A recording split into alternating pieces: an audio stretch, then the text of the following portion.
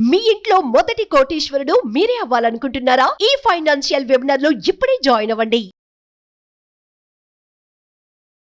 Welcome to Suman TV. నేను మీ రమా రాజేష్. ఈరోజు ఒక ఇంపార్టెంట్ అయిన టాపిక్తో మీ ముందుకు వచ్చాను. చాలామందికి మ్యూచువల్ ఫండ్స్ అంటే ఈక్విటీ ఫండ్స్ తెలుసు, దాంట్లో ఎక్కువ రిటర్న్స్ వస్తాయని తెలుసు. ఈవెన్ మేము కూడా ఎక్కువ ఈక్విటీ ఫండ్స్ గురించి, వాటి పర్ఫార్మెన్స్ గురించి ఎక్కువగా మాట్లాడుతుంటాం కదా. కానీ మనకి మ్యూచువల్ ఫండ్స్లోని ఈక్విటీతో పాటు ఇంకా చాలా రకాల మ్యూచువల్ ఫండ్స్ ఉంటాయి. మీకు కొంచెంగా ఐడియా ఉంది, కానీ ఈ వీడియోలో ఇన్ డీటెయిల్డ్గా మనం ఆ మిగిలిన ఫండ్స్ గురించి నేర్చుకుందాము. అలానే ఎప్పుడు ఎక్కడ ఎలా ఇన్వెస్ట్ చేసుకోవాలి ఈ ఫండ్స్లో దాని గురించి నేర్చుకుందాము. ఎందుకు మనం ఈ ఫండ్స్ గురించి నేర్చుకోవాలి అంటే, మ్యూచువల్ ఫండ్స్ అనేది హైలీ రిస్కీయే కాకుండా మనకి స్టేబులైజ్ ఫండ్స్ కూడా ఉన్నాయి. సో షార్ట్ టర్మ్ ఏమైనా గోల్స్ ఉంటే మనకి షార్ట్ టర్మ్కి ఆప్షన్స్ చాలా తక్కువ ఉంటాయి ఇన్వెస్ట్మెంట్స్లోని. ఎప్పుడు చూసుకున్న షార్ట్ టర్మ్లో మనకి ఫిక్స్డ్ డిపాజిట్స్ కానీ, లేకపోతే ఆర్డీస్ కానీ, ఆర్ చాలామంది చిట్స్లో వేసుకోవడం కానీ ఇట్లాంటివి ఉంటాయి. కానీ మనకి దాని బియాండ్ అంటే షార్ట్ టర్మ్ ఇన్వెస్ట్మెంట్స్కి వచ్చేటప్పటికి beyond FDs and RDs mutual funds కూడా ఉంటాయి అన్న ఒక నాలెడ్జ్ చాలా తక్కువ మందికి ఉంది. సో ఈరోజు షార్ట్ టర్మ్ గోల్స్ కోసం ఎలాంటి ఫండ్స్లో ఇన్వెస్ట్ చేసుకోవాలి, ఆ ఫండ్స్లోని ఎలాంటి ఇన్వెస్ట్మెంట్ ఆప్షన్స్ ఉంటాయి అన్నవి కంప్లీట్గా డీటెయిల్గా నేర్చుకుందాం. ఇది ఎవరైతే షార్ట్ టర్మ్ ఇన్వెస్ట్ చేయాలనుకుంటున్నారో, లేకపోతే రిటైర్డ్ పీపుల్ ఎవరైతే ఉంటారో వాళ్ళ దగ్గర ఒక కార్పస్ ఉంది, దాన్ని ఎక్కడ పెట్టుకోవాలి అనుకుంటున్నారో అలాంటి వాళ్ళు చేసుకోవచ్చు. లేదా హోమ్ మేకర్స్ ఉంటారు, చాలామంది లేడీస్ మ్యూచువల్ ఫండ్ స్టార్ట్ చేయాలంటే భయపడుతూ ఉంటారు. ఈక్విటీ మ్యూచువల్ ఫండ్లో పెట్టాలంటే రిస్క్ ఎక్కువ ఉంటుంది, వాలటైల్ ఎక్కువ ఉంటుందని భయపడుతుంటారు. సో అలాంటి వాళ్ళు కూడా దీంట్లో ఇన్వెస్ట్ చేసుకోవచ్చు. లేదా ఎమర్జెన్సీ ఫండ్ కోసం, మీరు ఏదైనా ఎమర్జెన్సీ ఫండ్ కోసం సేవ్ చేసుకోవాలన్నా దీంట్లో ఇన్వెస్ట్ చేసుకోవచ్చు. అండ్ అలానే ఏదైనా షార్ట్ టర్మ్ గోల్స్ కంటే 1 to 3 years లోపు, ఒకవేళ మీరు త్వరలోనే ఏమైనా వెహికల్, కార్ కానీ బైక్ కానీ ఏమైనా కొనుక్కోవాలనుకుంటే దానికోసం ఇన్వెస్ట్ చేసుకొని ఇందులో పెట్టుకోవచ్చు. సో మీకు ఎఫ్డీలో ఎలాంటి ట్యాక్సెస్ ఉంటాయి, దీంట్లో కూడా ఇంచుమించు అలాంటి ట్యాక్సెసే ఉంటాయి. కాకపోతే మనకి మల్టిపుల్ ఆప్షన్స్ ఉంటాయన్నమాట. మన రిక్వైర్మెంట్ బట్టి మల్టిపుల్ ఆప్షన్స్ ఉంటాయి. ఇప్పుడు కొన్నిసార్లు మనం ఏమైనా ఫ్లాట్ అమ్మేసిన తర్వాత వచ్చిన సమ్ అమౌంట్ ఉంటుంది, ఒక కార్పస్ ఉంటుంది. ఈ కార్పస్ని మనం ఎక్కడైనా సరే కొన్ని రోజులకి పార్క్ చేసుకోవాలి అంటే మనకి ఆ ఆప్షన్స్ తెలియవు కదా. సో అలా కొన్ని రోజులకి అలాంటి అమౌంట్ని పార్క్ చేసుకోవాలన్నా కూడా ఆప్షన్స్ ఉంటాయి మనకి, అది మ్యూచువల్ ఫండ్స్లో ఉన్నాయి. సో ఇన్ డీటెయిల్డ్గా మనం ఇవాళ ఆ మ్యూచువల్ ఫండ్స్ గురించి తెలుసుకుందాం. సో ఈ పాటికే చాలామందికి అర్థమైపోయి ఉంటుంది, మీకు ఇక్కడ కనిపిస్తూ కూడా ఉంటుంది. మనం మాట్లాడుకోబోయే టాపిక్ ఏంటి అంటే debt mutual funds. So mutual ఫండ్స్లోని మెయిన్లీ 3 types ఆఫ్ కేటగిరీస్ ఉంటాయి: equity mutual funds, debt mutual funds and hybrid funds. So చాలామందికి ఈక్విటీ మ్యూచువల్ ఫండ్స్ గురించి ఐడియా ఉన్నాయి, నా అలాంటి వాళ్ళు చాలామంది మీకు ఎక్స్ప్లెయిన్ చేసే ఉంటారు. ఈరోజు మనం ఇన్ డీటెయిల్గా డెట్ మ్యూచువల్ ఫండ్ గురించి నేర్చుకుందాం. సో డెట్ మ్యూచువల్ ఫండ్స్ అంటే ఏంటి? ఇప్పుడు మనం ఈక్విటీ మ్యూచువల్ ఫండ్స్కి వచ్చేటప్పటికి మన ఇన్వెస్ట్మెంట్స్ స్టాక్ రిలేటెడ్గా ఉంటాయి కదా. అంటే స్టాక్ మార్కెట్లో మల్టిపుల్ స్టాక్స్ని తీసుకొని దాన్ని ఒక ఫండ్ కింద చేసి దాంట్లో ఇన్వెస్ట్ చేస్తారు. అలాగే డెట్ మ్యూచువల్ ఫండ్కి వచ్చేటప్పటికి మిగిలినవి, అంటే స్టాక్ మార్కెట్ కాకుండా, మార్కెట్ లింక్డ్ ప్రోడక్ట్స్ కాకుండా మిగిలినవి, అంటే మనకి ఫిక్స్డ్ ఇన్కమ్ అసెట్స్లో కానీ, బాండ్స్లో కానీ, గవర్నమెంట్ సెక్యూరిటీస్లో కానీ, వీటిలోని మల్టిపుల్ కాన్సెప్ట్స్ని తీసుకొని ఇన్వెస్ట్ చేస్తారు ఫండ్ మేనేజర్. సో ఇలాంటి వాటిని మనం డెట్ ఫండ్స్ అంటాం. సో డెట్ ఫండ్స్ ఖచ్చితంగా మ్యూచువల్ ఫండ్స్లోని సేఫెస్ట్ ఆప్షన్. మనకి మ్యూచువల్ ఫండ్లో హై రిస్క్ మనకి దేంట్లో ఉంటాయి, ఈక్విటీ మ్యూచువల్ ఫండ్స్లో ఉంటాయి. కానీ మోడరేట్ రిస్క్ కానీ లోవర్ రిస్క్ కానీ మనకి డెట్ మ్యూచువల్ ఫండ్స్లో ఉంటాయన్నమాట. అండ్ నెక్స్ట్ వచ్చేటప్పటికి వీటి బెనిఫిట్ ఎప్పుడు వస్తుందంటే, మనకి షార్ట్ టర్మ్, ఏదైనా ఒక షార్ట్ టర్మ్కి 1 to 3 years కానీ, లేకపోతే మాక్సిమం 5 years లోపు కనుక మనకి ఏమైనా ఇన్వెస్ట్మెంట్ ఆప్షన్స్ కావాలి అంటే మొత్తం అమౌంట్ ఎఫ్డీస్లోనే పెట్టుకోవడం కాకుండా ఇంకేమైనా ఆల్టర్నేటివ్ ఆప్షన్స్ ఉన్నాయా, ఆర్ కొంచెం అమౌంట్ నేను ఈ షార్ట్ టర్మ్ కోసం దాచుకోవాలి అనుకుంటే ఆర్డీ కాకుండా ఇంకా ఆర్డీ కన్నా బెటర్ రిజల్ట్ వచ్చేవి ఏమైనా ఉన్నాయా అంటే మనకి డెట్ మ్యూచువల్ ఫండ్సే. సో ఈ వీడియోలో మనం ఏంటి నేర్చుకోబోతున్నాం, అసలు డెట్ మ్యూచువల్ ఫండ్స్ అంటే ఏంటి, ఎన్ని types of debt mutual funds ఉన్నాయి, వాటిలో ఉన్న రిస్క్ ఏంటి, అండ్ అలానే FD versus debt mutual funds and debt mutual fund taxation, వీటన్నిటి గురించి డీటెయిల్గా తెలుసుకుందాం. సో అసలు డెట్ మ్యూచువల్ ఫండ్స్లోని మన ఫండ్ మేనేజర్ ఎలా ఇన్వెస్ట్ చేస్తారంటే, మీరు ఇన్వెస్ట్ చేసే ఎవరైతే ఇన్వెస్టర్స్ ఇన్వెస్ట్ చేస్తారో ఆ అమౌంట్ అంతా కూడా ఫండ్ మేనేజర్ వేరియస్ లెండింగ్ ఇన్స్ట్రుమెంట్స్లో పెడతారు. దాంట్లో మనం డిస్కస్ చేసుకున్నట్టు అది గవర్నమెంట్ బాండ్స్ కావచ్చు, కార్పొరేట్ ఎఫ్డీస్ కావచ్చు, లేకపోతే సెక్యూరిటీస్ కావచ్చు, ఇలాంటి వాటిలో ఇన్వెస్ట్ చేసి వాటి నుంచి వచ్చే ఎన్ఏవి ద్వారా మనకి ఇన్కమ్ని కానీ ఆ రిటర్న్ని కానీ జనరేట్ చేస్తారు. సో మోస్ట్లీ డెట్ మ్యూచువల్ ఫండ్స్లో ఎన్ఐవి ఫ్లక్చుయేషన్స్ చాలా ఎక్కువ ఉండవు, ఎందుకంటే ఇవి మార్కెట్ లింక్డ్ కాదు కాబట్టి మనకి ఎక్కువ ఫ్లక్చుయేషన్స్ కనిపించవు. సో ఎప్పుడైతే మనకి రిస్క్ తక్కువ ఉంటుందో ఆబ్వియస్గా రిటర్న్స్ కూడా తక్కువే ఉంటాయి. సో వీటిలోని రిటర్న్స్ ఎలా ఉంటాయి, అసలు ఎన్ని టైప్స్ ఆఫ్ మ్యూచువల్ ఫండ్స్ ఉన్నాయి, డెట్ మ్యూచువల్ ఫండ్స్ ఉన్నది నెక్స్ట్ స్లైడ్లో తెలుసుకుందాం. సో అసలు ఎందుకు డెట్ మ్యూచువల్ ఫండ్లో ఇన్వెస్ట్ చేయాలి అంటే, ఫస్ట్ లోవర్డ్ రిస్క్. మనకి ఈక్విటీ లింక్డ్ కాకుండా తక్కువ రిస్క్లో మ్యూచువల్ ఫండ్స్లో ఇన్వెస్ట్ చేసుకోవడానికి ఏమైనా ఆప్షన్స్ ఉన్నాయా అంటే debt mutual funds are the options. So దీంట్లోని మీకు రిస్క్ చాలా తక్కువ ఉంటుంది compare to your equity mutual funds. సెకండ్కి వచ్చేటప్పటికి స్టేబుల్ రిటర్న్స్. మన రిటర్న్స్ ఫ్లక్చువేట్ అవుతూ ఉండవు. మన షార్ట్ టర్మ్ గోల్స్కి ఎంత స్టేబులైజ్డ్గా రిటర్న్స్ ఉంటే మనకి అంత బెనిఫిట్ ఉంటుంది, ఎందుకంటే ఆ ఫ్లక్చుయేషన్స్ ఎక్కువ అవుతున్నప్పుడు మన గోల్కి కావాల్సిన టైంలో అమౌంట్ని విత్డ్రా చేసుకోలేము కాబట్టి స్టేబుల్ రిటర్న్స్ అనేవి important.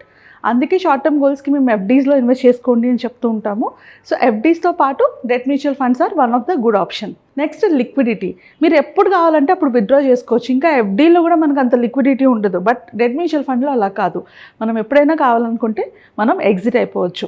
And most important diversification.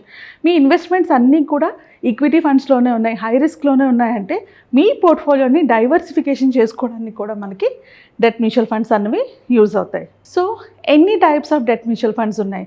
On and average మనకి total debt mutual funds categories చూసేటప్పటికి 16 to 18 దగ్గర ఉన్నాయి. సో ఇవాళ మనం most important debt mutual funds గురించి డీటెయిల్గా తెలుసుకుందాం.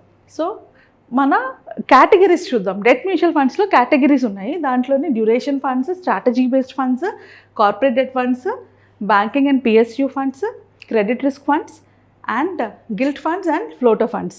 సో ఇన్ని కేటగిరీస్ ఉన్నాయి. ఒక్కొక్క కేటగిరీని ఇన్ డీటెయిల్గా తెలుసుకుందాం. సో మన డ్యూరేషన్ ఫండ్స్కి వచ్చేటప్పటికి నేమ్ సజెస్ట్ చేస్తుంది కదా, డ్యూరేషన్ అంటే ఎంత టైం మనం ఇన్వెస్టెడ్గా ఉంటున్నామో దాన్ని బట్టి మన ఫండ్ కేటగరైజ్ అయింది. సో ఇందాక నేను స్టార్టింగ్లో ఒక పాయింట్ చెప్పాను కదా, రియల్ ఎస్టేట్లోంచి కానీ ఒకవేళ మీరు ఏదైనా ఒక ప్రాపర్టీ అమ్మి ఒక హ్యూజ్ అమౌంట్ వచ్చింది, ఇంకొక ప్రాపర్టీ కొనే వరకు మీకు ఒక 10 days 15 days 1 month మీ అకౌంట్లో హోల్డ్ చేయాలి. సో అలా షార్టర్ డ్యూరేషన్కి కూడా మీ మనీకి కొంచెం ఎంతో కొంత రిటర్న్ని మనం ఎర్న్ చేయొచ్చు through over night fund. Over night fund వల్ల ఏంటి, ఓన్లీ 1 day ఒక్క రోజు కూడా మీరు ఇన్వెస్ట్ చేసినా ఆ ఒక్క రోజు కూడా మీకు ఇంట్రెస్ట్ అయితే వస్తుంది.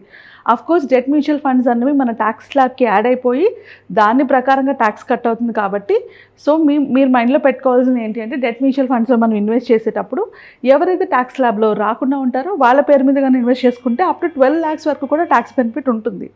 సో ఓవర్ నైట్ ఫండ్లోని 1 day జస్ట్ 1 day మీరు ఇన్వెస్ట్ చేసినా కూడా మీరు పెట్టిన అమౌంట్ మీద ఎంతో కొంత రిటర్న్ వస్తుంది. అంటే ఊరికనే సేవింగ్స్ అకౌంట్లో పెట్టుకున్న అమౌంట్ ఏదైతే ఉందో అది మనం ఓవర్ నైట్ ఫండ్స్లో ఇన్వెస్ట్ చేసుకోవచ్చు.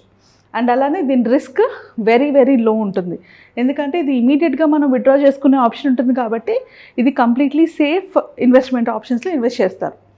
అండ్ మన రిటర్న్స్ ఎలా వస్తాయంటే 3 to 4%. ఎక్కువ రిటర్న్స్ మనకి రావు, 3 to 4% రిటర్న్స్ వస్తాయి యాన్యువల్లీ. మనం ఎన్ని రోజులైతే ఇన్వెస్ట్ చేసామో దాన్ని బట్టి మీకు రిటర్న్స్ అయితే వస్తాయి. అండ్ ఇది దేనికోసం యూజ్ అవుతుందంటే ఏదైనా ఎమర్జెన్సీ కోసం, ఎక్కడైనా పార్క్ చేసుకోవాలి, జస్ట్ ఒక 1 week మీ దగ్గర క్యాష్ ఉంది. ఎక్కువ మంది బిజినెస్ పీపుల్ ఉంటారు, సో వాళ్ళు ఏం చేస్తుంటారంటే మనీని రొటేట్ చేసుకుంటూ ఉంటారు. సో వాళ్ళకి ఏదైనా పర్చేస్ చేయాలన్నా ఇంకేమైనా చేసుకోవాలన్నా ఆ గ్యాప్లో ఒక 1 week 10 days మనీని అలా అట్టే పెట్టించుకుంటూ ఉంటారు. సో అలాంటి వాళ్ళు కూడా మనం ఓవర్ నైట్ ఫండ్లో పెట్టుకోవచ్చు ఆ క్యాష్ని. సో ఆ 4-5 days or 1 week or 15 days or 1 month ఆ టైం పీరియడ్లో మీకు ఎంతో కొంత రిటర్న్ అయితే వస్తుంది. సేవింగ్స్ అకౌంట్తో పోల్చుకుంటే ఖాళీగా ఉంచుకోవడం కన్నా ఆర్ కరెంట్ అకౌంట్లో పెట్టుకున్నా కూడా మీకు ఎలాంటి రిటర్న్స్ రావు కాబట్టి మీరు ఆ ఇన్వెస్ట్ అంటే ఆ తక్కువ పీరియడ్లో కూడా ఎంతో కొంత రిటర్న్ తెచ్చుకోవడానికి మీకు ఓవర్ నైట్ ఫండ్ యూజ్ అవుతుంది. నెక్స్ట్ వచ్చేటప్పటికి లిక్విడ్ ఫండ్. సో లిక్విడ్ ఫండ్కి వచ్చేటప్పటికి మనకి 1 week నుంచి 3 months వరకు కూడా మనం ఇన్వెస్ట్ చేసుకోవచ్చు. మోస్ట్లీ ఎమర్జెన్సీ కేసెస్ అంటే ఎమర్జెన్సీ ఫండ్ కోసం మేము ఎప్పుడు లిక్విడ్ ఫండ్లోనే పార్క్ చేసుకోమంటాం. మనకి లిక్విడ్ ఫండ్స్ ఈ సిమిలర్ టు ఎఫ్డీ రిటర్న్స్ ఇస్తూ ఉంటాయి.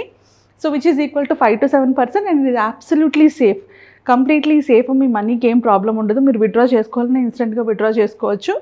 సో మోస్ట్లీ మనం emergency funds, short term savings కానీ ఎమర్జెన్సీ ఫండ్స్ కోసం కానీ లిక్విడ్ ఫండ్స్లో ఇన్వెస్ట్ చేసుకుంటాం. నెక్స్ట్ వచ్చేటప్పటికి అల్ట్రా షార్ట్ డ్యూరేషన్. అంటే మీ ఇన్వెస్ట్మెంట్ పీరియడ్ కొంచెం షార్టర్ డ్యూరేషన్ ఉంది, అంటే ఒక 3 months 4 months ఉందనుకుంటే మీరు అల్ట్రా షార్ట్ టర్మ్ డ్యూరేషన్లో పెట్టుకోవచ్చు. అగైన్ దీని రిస్క్ కూడా మీకు తక్కువే ఉంటుంది అండ్ మీకు వచ్చే రిటర్న్స్ కూడా 5 to 7% ఉంటాయి. నెక్స్ట్ లో డ్యూరేషన్. 9 months లోపు కనుక ఏదైనా అమౌంట్ అంటే మీ దగ్గర అమౌంట్ ఉంది, ఒక 9 months పాటు మీరు అమౌంట్ని ఎక్కడైనా పార్క్ చేసుకోవాలంటే లో డ్యూరేషన్ ఫండ్లో పెట్టుకోవచ్చు.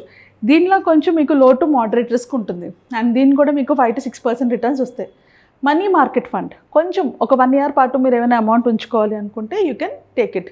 ఇప్పుడు ఆ టైం లైన్ నేను చెప్తున్నాను కదా అనేసి అంతవరకు ఉండాల్సిన అవసరం లేదు.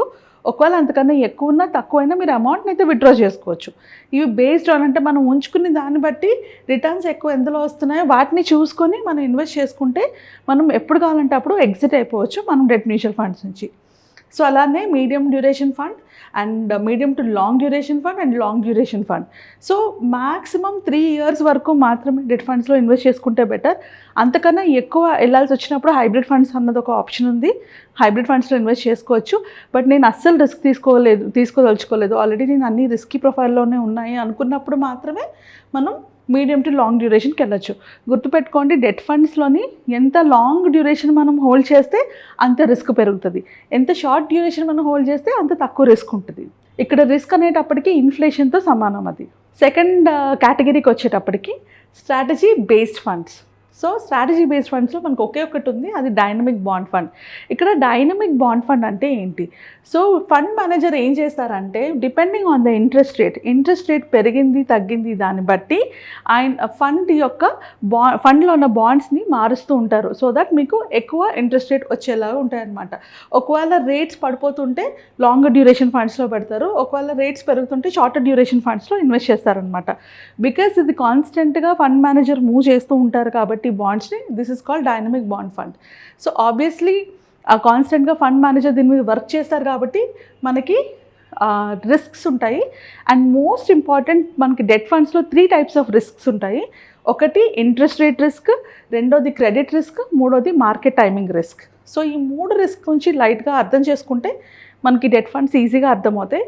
నా ఇంట్రెస్ట్ రేట్ రిస్క్ అంటే ఏంటి అంటే డెట్ ఫండ్స్లో ఇన్వెస్ట్ చేసేటప్పుడు అవి బాండ్స్ మీద ఇన్వెస్ట్ చేస్తారు కాబట్టి బాండ్ పెరిగినా పడినా కూడా దాని ఇంపాక్ట్ ఇంట్రెస్ట్ రేట్ మీద ఉంటుంది, రెపో రేట్ మీద అంటే ఆర్బీఐ రెపో రేట్ మీద డిపెండ్ అయి ఉంటుంది కాబట్టి మన ఇంట్రెస్ట్ రేట్ రిస్క్ అన్నది ఉండొచ్చు. అలానే క్రెడిట్ రిస్క్. కొన్నిసార్లు మనం డెట్ ఫండ్స్లో ఇన్వెస్ట్ చేసేటప్పుడు అంటే డెట్ ఫండ్స్లో మోస్ట్లీ ఇన్వెస్ట్ చేసామంటే ఏంటి, డెట్ అంటే ఏంటి, అప్పు. మనం ఇచ్చిన అమౌంట్ని ఫండ్ మేనేజర్ సెక్యూరిటీస్లో పెడుతున్నారు, అంటే గవర్నమెంట్ బాండ్స్లో కానీ లేకపోతే కార్పొరేట్ ఎఫ్డీస్లో కానీ వీటిలో పెడుతున్నారు. అంటే ఇక్కడ ఏం చేస్తున్నారు, ఇన్స్టెడ్ ఆఫ్ ఇన్వెస్టింగ్ ఇన్ ఈక్విటీలో ఇన్వెస్ట్ చేయడం బదులు వాళ్ళు దాన్ని అప్పు కింద వీళ్ళకి ఇస్తున్నారు అనమాట, కార్పొరేట్స్కి వీటికి అప్పుల కింద ఇస్తున్నారు. సో మనం అప్పు కింద ఎవరికైనా అమౌంట్ ఇచ్చినప్పుడు మనకి 2 types ఆఫ్ రిస్క్స్ ఉంటాయి. ఒకటి ఏంటి, మనం ఇచ్చిన అమౌంట్ మనకి తిరిగి వస్తుందా లేదా, అది క్రెడిట్ రిస్క్. నేను ఇచ్చిన అమౌంట్ ఏదైతే ఉందో అది మనకి తిరిగి వస్తుందా లేదా అని ఒక రిస్క్ ఉంటుంది. రెండోది మనకి వాళ్ళు చెప్పిన ఇంట్రెస్ట్ ఇస్తారా లేదా అన్నవి 2. సో ఈ 2 రిస్క్స్ కామన్గా ఉంటాయి. మీరు చూస్తే interest rate and credit risks ప్రతి డెట్ ఫండ్లో ఉంటుంది. ఇంకొకటి మార్కెట్ టైమింగ్ రిస్క్స్. అంటే ఒకవేళ మార్కెట్ కనుక అంటే ఇప్పుడు గవర్నమెంట్ రెపో రేట్ పెంచిందంటే మనకి ఇంట్రెస్ట్ రేట్లు పెరుగుతాయి, గవర్నమెంట్ రెపో రేట్ తగ్గిస్తే మనకి ఇంట్రెస్ట్ రేట్లు తగ్గుతాయి. సో అది గవర్నమెంట్ డెసిషన్ మీద, మార్కెట్ కండిషన్స్ మీద ఆర్బీఐ కనుక రెపో రేట్ పెంచినా తగ్గించినా మనకి దాని ఇంపాక్ట్ ఉంటుంది. కాబట్టి మనం ఈ 3 రిస్క్లు డెట్ ఫండ్స్లో ఉంటాయి. అండ్ ఇవి మనం ఈక్విటీతో కంపేర్ చేస్తే అంత హై రిస్క్ కాదు, but still it is risky. So ఈ పర్టికులర్ డైనమిక్ బాండ్ ఫండ్లోని మనం ఉన్న first risk interest rate risk high ఉంటుంది, ఎందుకంటే ఎన్ఏవిస్ ఫ్లక్చువేట్ అవుతూ ఉంటాయి కాబట్టి. అండ్ క్రెడిట్ రిస్క్ మోడరేట్ ఉంటుంది, ఎందుకంటే ఫండ్ మేనేజర్ ఉంటారు, ఆయన స్ట్రాటజిక్గా మంచి ఫండ్స్ని సెలెక్ట్ చేస్తారు కాబట్టి మోడరేట్ రిస్క్ ఉండొచ్చు. మార్కెట్ టైమింగ్ రిస్క్ మాత్రం కంపల్సరీగా దీంట్లో ఎక్కువ ఉంటుంది, బికాస్ మార్కెట్ టైమింగ్ని బట్టే వాళ్ళు ఫండ్స్ని చేంజ్ చేస్తూ ఉంటారు, అంటే రేట్ పడిపోతే వాళ్ళు ఫండ్ మూవ్ చేస్తూ ఉంటారు కాబట్టి ఈ రిస్క్ ఉంటుంది. సో ఇలాంటి స్ట్రాటజిక్ డైనమిక్ బాండ్ ఫండ్లోని ఎవరు ఇన్వెస్ట్ చేయాలి అంటే మోడరేట్ రిస్క్ అపటైట్ ఉన్న వాళ్ళు, అంటే కొంచెం నాకు అటు ఇటు వచ్చినా పర్లేదు, నాకు కొంచెం మంచి రిటర్న్స్ కావాలి అనుకున్న వాళ్ళు దీంట్లో ఇన్వెస్ట్ చేసుకోవాలి. అండ్ ఎవరైతే ఇంట్రెస్ట్ రేట్ మూవ్మెంట్స్ గురించి బాగా స్టడీ చేయగలరో, అంటే ఇప్పుడు గవర్నమెంట్ ఇంట్రెస్ట్ రేట్ పెంచుతుంది పడుతుందని కొంచెం నాలెడ్జ్ ఉన్న వాళ్ళు పెట్టుకోవచ్చు. అండ్ హయ్యర్ రిటర్న్స్ ఎక్స్పెక్ట్ చేసేవాళ్ళు, ఎక్కడైతే రిస్క్ ఎక్కువ ఉంటుందో రిటర్న్స్ కూడా మనకి ఎక్కువే ఉంటాయి. అండ్ అలానే ఇది లాంగ్ టర్మ్, అంటే కొంచెం లాంగ్ టర్మ్ ఇన్వెస్ట్ చేసుకోవాలి అనుకుంటే కనుక అలాంటప్పుడు మనం ఇన్వెస్ట్ చేసుకోవచ్చు, ఎస్పెషల్లీ ఇలాంటి టైంలోని, బికాస్ హైలీ వాలటైల్గా ఉన్న టైంలోని. ఓకే, సో మనం మిగిలిన ఫండ్స్ని నెక్స్ట్ వీడియోలో చూద్దాము క్లియర్గా. ఇప్పటికీ మనం 2 నేర్చుకున్నాం డెట్ ఫండ్స్ గురించి. ఇంకొక 4 కాన్సెప్ట్స్ మనం నెక్స్ట్ పార్ట్లో నేర్చుకుందాం. Thank you so much. మీరు సింగిల్ మదరా? సింగిల్గా మీ మనీ ఎలా హ్యాండిల్ చేయాలి, ఎలాంటి ఇన్వెస్ట్మెంట్స్లో పెట్టుకోవాలని క్లారిటీ లేకుండా ఇన్వెస్ట్మెంట్ చేయలేకపోతున్నారా? అయితే ఖచ్చితంగా నేను కండక్ట్ చేయబోయే వెబినార్లో జాయిన్ అవ్వండి.